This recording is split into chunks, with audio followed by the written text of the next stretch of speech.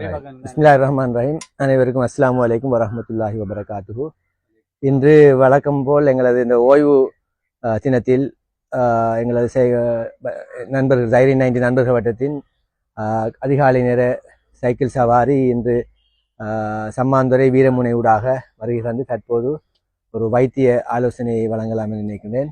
அந்த வகையில் இன்றைய நாள் அனைவருக்கும் ஒரு நன்னாளாக அமைய வல்ல இறைவனை பிரார்த்தித்து, நாங்கள் இன்றைக்கு ஒரு நண்பர் வந்து எங்களோட ஃபேஸ்புக் சேனலில் வந்து முக்கியமாக தற்போது இந்த ஸ்மார்ட் ஃபோன் பாவனை வந்து மிச்சம் கூடியா இருக்கு. அதில் விசேடமாக சின்ன பிள்ளைகளுக்கெல்லாம் வந்து வீட்டுகளில் வந்து டிஸ்டர்ப் பண்ணப்படாது ஸ்மார்ட் ஃபோன்களை கொடுத்துட்டு பெண்கள் வந்து வீட்டுகளில் வேலைகளை அல்லது அவங்க கழிச்சிட்டு இருக்கிறதுக்கு பிள்ளைகள் டிஸ்டர்ப் ஆகிக்கும் போட்டு கொடுத்துட்டு வேலையில் செய்கிறாங்க. அது தொடர்பாகவும் அதே மாதிரி படிக்கிற மாணவர்களும் வந்து நியாயமான அந்த நோட்ஸுகள் அதே மாதிரி பேப்பர்ஸ் எல்லாம் ஃபோனுகளில் அது மிச்ச நேரம் நீண்ட நேரத்துக்கு பார்க்குறது தொடர்பாக ஆரோக்கியம் தொடர்பாக, அதாவது பெரும்பாலானாக்கள் இந்த கண்ணாடி பாவனை சின்ன பிள்ளைகள்லாம் வந்து இப்போ ஸ்பெக்ஸ் பாவனையும் கூடியிருக்கு. இதுக்கு தொடர்பாக சில விளக்கங்களை கூறுமாறு கேட்டிருந்தாங்க. அந்த வகையில் உண்மையாக வந்து நாங்கள் அந்த எங்களோட பழைய காலங்களெல்லாம் நாங்கள் அந்த ஸ்மார்ட் ஃபோன் இல்லாமல் நார்மல் ஃபோன் தான் பாவித்தோம். அதில் வந்து எங்களோட காதுக்குள்ளால தான் எல்லா விஷயங்களையும் நாங்கள் கூடுதலாக வந்து உள்ளுக்கு எடுத்தோம்.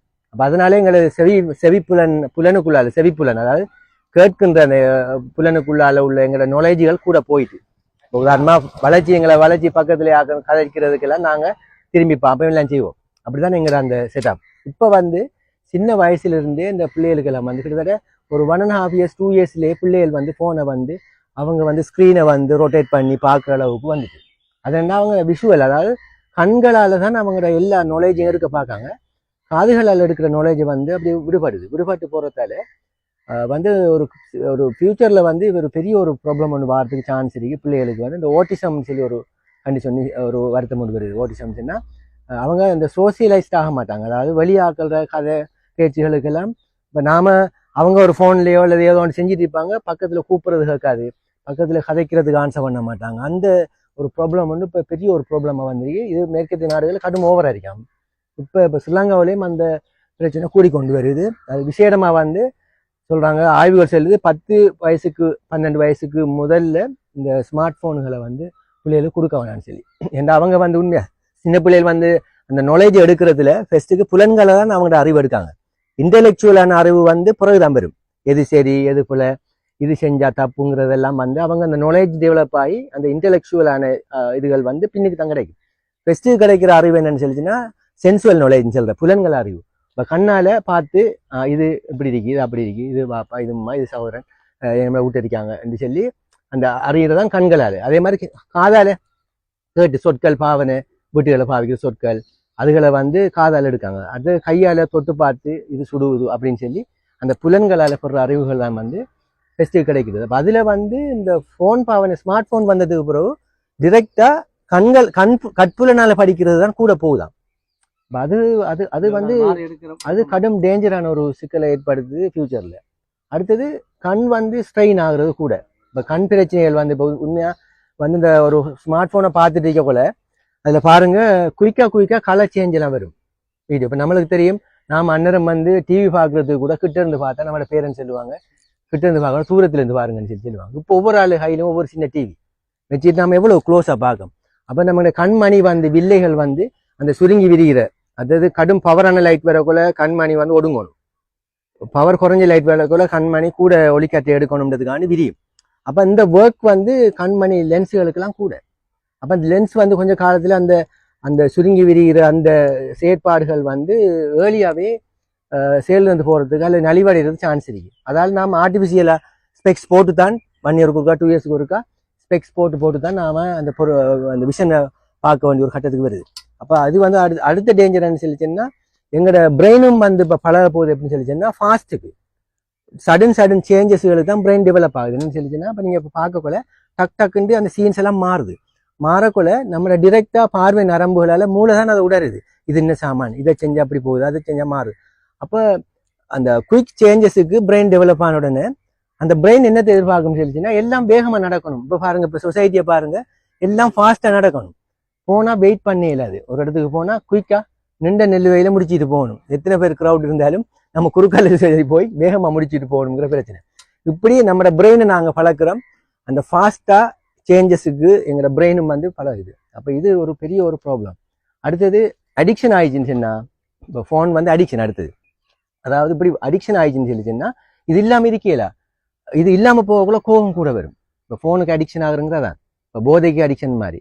அதுக்கு அடிக்ஷன் ஆனால் அது கொடுக்காட்டி பெரிய பிரச்சனை வரும் வீட்டில். அது மாதிரி இது அடிக்ட் ஆயிடுச்சுன்னு சொன்னால் வீட்டுகளில் நடக்கும் சொல்லிச்சுன்னா, இது ஃபோன் செயலில் இருந்தால் அந்த அண்டைக்கெல்லாம் டென்ஷனும் கோபம் எல்லா விஷயங்களுக்கும் ஸ்ட்ரெஸ்ஸுக்குள்ளாகுவாங்க. அப்போ மன உளவியல் ரீதியான பாதிப்புகள் மிச்சம் கூடிய வாரத்துக்குரிய சான்ஸுகள் இருக்கு. மற்ற பெரிய பிரச்சனைன்னு சொல்லிச்சுன்னா, இது வந்து எங்கேயோ இருக்கிற ரேடியேஷன் எல்லாம் இழுத்துக்காந்து உங்களோட காது கிட்ட தெரியுது. இப்போ வெளிநாட்டில் இருக்கிற ஒரு ஆளோட சவுண்ட் வந்து உங்களோட ஃபோனுக்கு வருதுண்டா எப்படி வாரு? நீங்கள் சும்மா கற்பனை பண்ணி பாருங்களேன். நாம வீட்டிலிருந்து கதைக்கிறது அங்கே ஒரு ஆளு கேட்க மாட்டா, தூரத்தில் இருக்கிற ஆளுக்கு.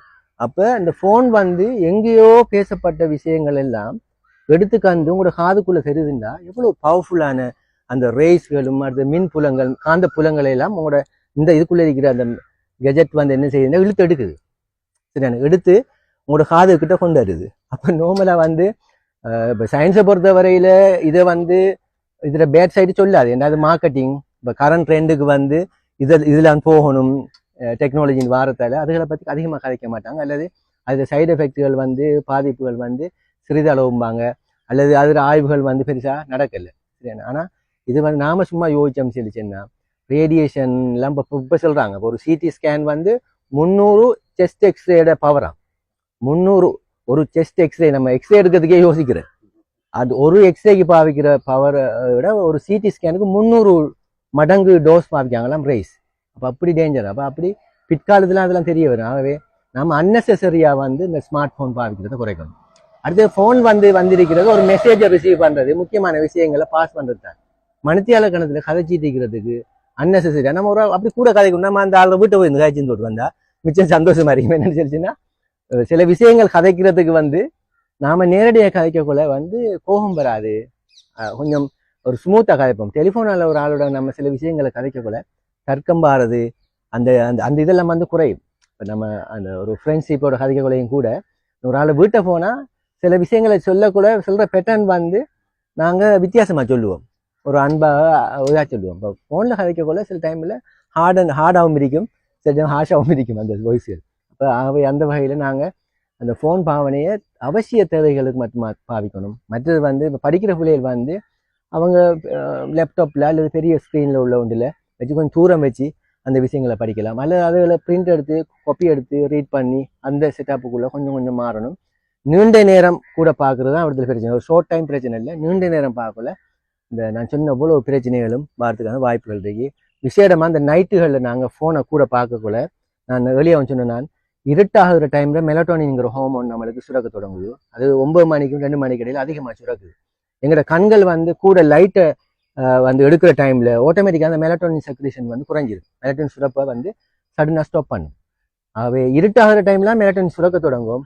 எங்களோட கண்களுக்குள்ளால அதிக அளவு வெளிச்சங்களும் லைட்டுகளும் போக போக பிரெயினுக்கு இருக்கிற அந்த கூம்புரு சுரப்பி, அந்த சுரப்பி வந்து மெலட்டோனினை சுரக்காம விடும். இந்த மெலட்டோனின்ங்கிற சாமான் வந்து இன்டர்னல் கிளாக்னு சொல்ற நம்மளோட உடல் தொழிற்பாடுகள் எல்லாத்தையும் வந்து என்னென்ன நேரத்துக்கு என்னென்ன நடக்கணும், எத்தனை மணி தூங்கணும், எத்தனை மணிக்கு எழும்பணும், அதே மாதிரி நம்மளோட உடம்புல இருக்கிற அந்த தொழிற்பாடுகள் ஹார்மோன்கள் அந்த எத்தனை மணிக்கு அது சுரக்கணும், எவ்வளவு சுரக்கணும், அந்த எல்லாத்தையும் வந்து ஒரு இன்டர்னல் கிளாக் மாதிரி இயக்குறதா மெலட்டோனின். அப்போ அந்த மெலட்டோனின் செக்ரேஷன் வந்து இப்படி இருக்கிறதால குறையுது. கடைசி 1 மணி 2 மணி தூங்கினாங்கண்டா அந்த மெலட்டோனின் சுரக்கிற நேரம் எல்லாம் முடிஞ்சதுக்கு பிறகுதான் அவங்க தூங்குறாங்க. அதால அவங்க உளவியல் ரீதியான பிரச்சனை, அந்த ஃபோன் அதிகமாக பாவிக்கிறார்கள், ஸ்ட்ரெஸ், கோபம் ஆகிறது, டென்ஷன் ஆகிறது, அப்படியான எல்லாம் வந்து அவங்களோட எல்லாம் வந்து டிஸ்ஆர்கனைஸ்ட் ஆயிடும். ஒரு ஒழுங்கு முறையாக இருக்காது, எல்லாம் குழப்பமாக போகும். ஆகவே இளம் சமுதாயத்தினர் இதுக்கு அடிக்ஷன் ஆகாமக்கு அதை குறித்த தேவைகளுக்கு மாத்திரம் பாவிக்கணும் இந்த சந்தர்ப்பத்தில் கேட்டு விடைபெறுகின்றேன். நன்றி. அஸ்ஸலாமு அலைக்கும் வரஹ்மத்துல்லாஹி.